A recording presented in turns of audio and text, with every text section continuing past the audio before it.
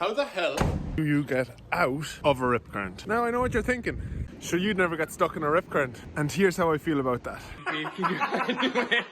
So what I'm going to show you now is a video of two surfers stuck on a rip current yesterday in Lahinch Beach. I can promise you that they did not intend on getting stuck in a rip current yesterday. So in this clip, you'll see the two surfers in the middle of the screen. There's no waves around them and they're both struggling to make their way back to the beach. So for the crack, what we're going to do is we're going to go back to our trusty drawing board and figure out what they should do to get out of the rip current.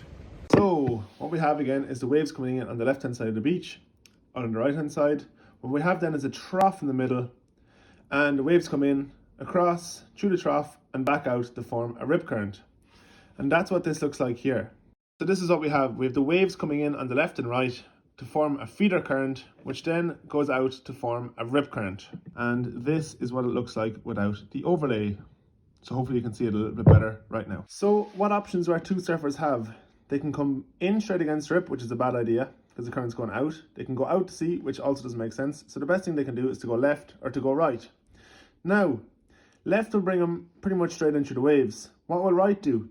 That'll bring them straight into the trough where the current is strongest, the feeder current is strongest, which will actually put them in this cycle.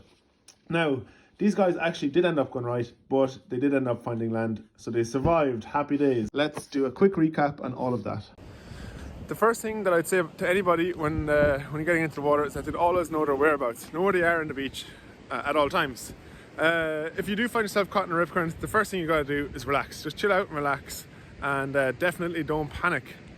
The second thing I'd recommend then is to make a plan, and then from there you got to try and make your way towards the waves where the energy is coming in and not going out.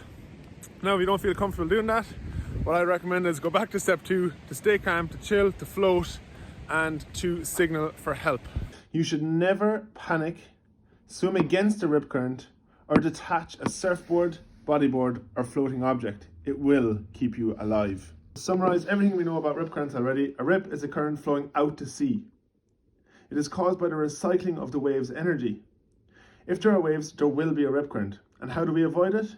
Swim where there is waves.